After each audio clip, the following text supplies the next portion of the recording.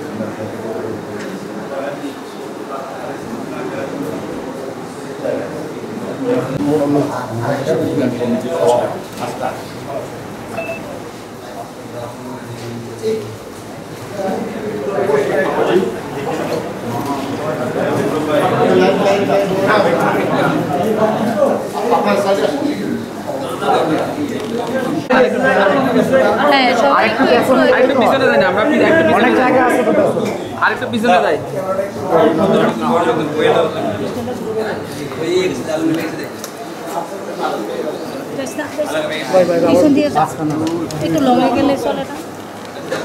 সর্ববৃহৎ ধর্মীয় উৎসব, এই উৎসব অলরেডি শুরু হয়ে গেছে এবং এই শারদীয় উৎসবের সার্বিক নিরাপত্তা নিশ্চিত করার জন্য আমার কুমিল্লা সেক্টরের দায়িত্বপূর্ণ এলাকায় 122টি পূজা মণ্ডপ রয়েছে।